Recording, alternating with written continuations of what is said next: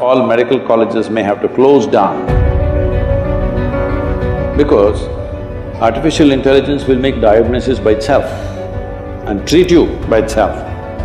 So, it is time the young doctors who are coming up now should focus on how you should be able to look beyond the symptoms. You must allow the deeper intelligence within you to function.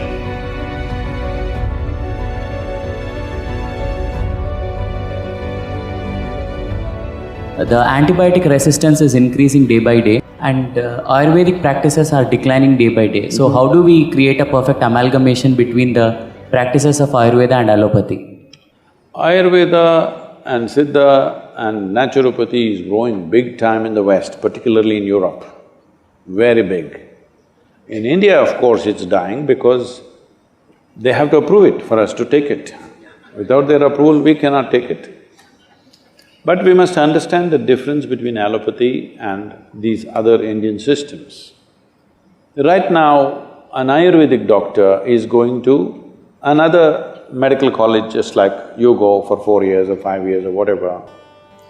So what he's learning is a downgraded medicine, downgraded understanding. An Ayurvedic doctor or one who wants to practice Ayurveda should not go to a 4-year course. You have to invest your life in it, otherwise it won't happen.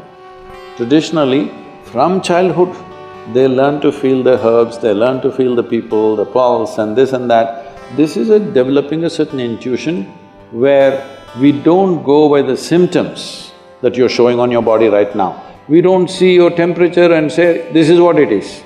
We don't look at those symptoms. We learn to look much deeper into the system to identify what exactly is right and wrong with your system. This will take a different level of involvement. That involvement is missing right now. We're looking at things, if I do this much, I must get this job or I must get this place in the world. With this, these systems may not function very well. You must have heard this, the same medicine one doctor gives in Ayurveda and Siddha, the same medicine, in one person's hands it works very well, in another person's hands it doesn't work well because the person who gives it is as important as the medicine. Because it's not working just by its chemical composition. The entire allopathic system is working out of chemical composition. Anyway, there is a danger that in the next 25 years, all medical colleges may have to close down because artificial intelligence will make diagnosis by itself and treat you by itself. Surgeries are all happening now, robotic surgeries are happening. Still human beings are needed because machines need to be upgraded. But in 25 years' time, even today, in United States, I know doctors. I saw a doctor whom I know very well. He is carrying an old BlackBerry, the first model that came, which is that thick and a huge capability. Every time any patient, whatever, he just goes there into his BlackBerry. I said, what are you looking in the phone and treating people? He said, no, Sadhguru, all my textbooks are here in this phone. I'm just looking and telling them.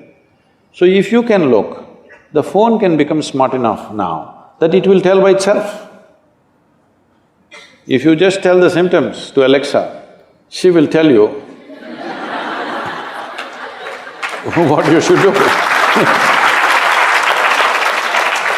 So, this form of symptomatic treatment may become irrelevant after some time because you're just gathering data and processing it and giving an answer. This a machine will be able to do better than any human being because it can process much faster and much better and not miss anything. So, it is time the young doctors who are coming up now should focus on how you should be able to look beyond the symptoms. This is what Ayurveda and Siddha is significant about. There was a yogi with whom I volunteered for some time for his medical camps that he used to have. It was like a festival, okay? For everybody who comes to him, he has a joke to tell them and it goes on like a festival. Simply something he will give and people are cured, thousands of people will queue up for him every day. And he himself lived to be 106.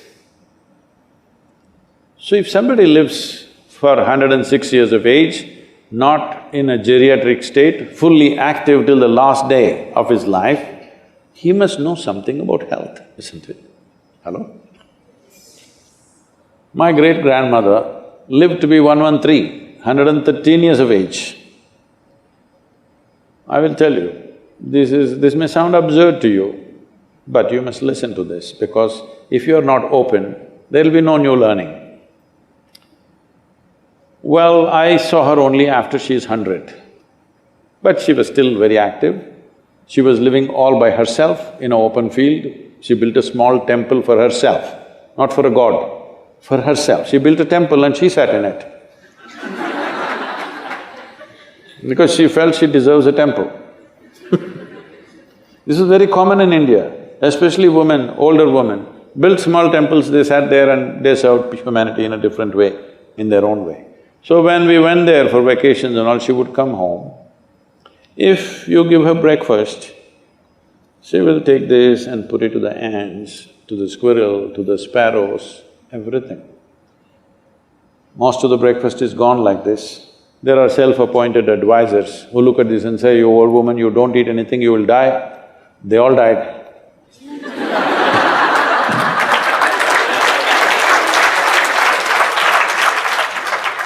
And she will simply sit there looking at these sparrows and ants eating, simply tears would be rolling from her eyes. And when somebody said, "You've not eaten?" She said, "I'm full." I thought she was very emotional about the ants because I was just 4 or 5 years of age. I was going stamping the ants, chut, chut, chut.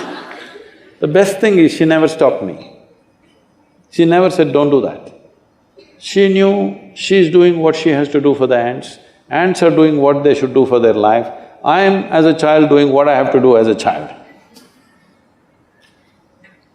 When I sometimes saw her like this and I asked, "What is this happening to you?" She would just laugh loudly and she would say, "Someday you will know."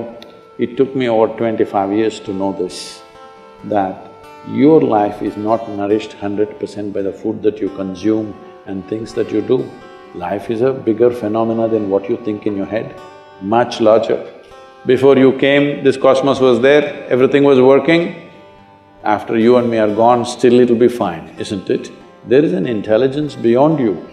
Don't immediately quantify it as God, this, that, because you're making a conclusion about things that you do not know. If you stay here, this is very important. If you live here, clearly knowing you don't know a damn thing about anything, your intelligence will remain alert to everything. But you make conclusions, reading a book, listening to this and that nonsense, you say, "I know this, I know that, I know that."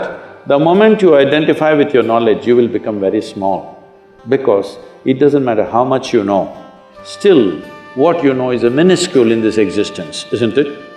But our ignorance is boundless. This is called as the intelligence of ignorance. If you always know that you do not know, your intelligence will remain super alert. Whether your body is awake or asleep, it will remain super alert. This is what a doctor must do because, I'm sorry to say such things, you may know medicine, you might have read all the books in the world, you might have treated many patients, but still, everything seems to be perfect, somebody will die in your hands. Everything looks like he's going to die, he will sit up tomorrow morning. You will see this happening, yes or no?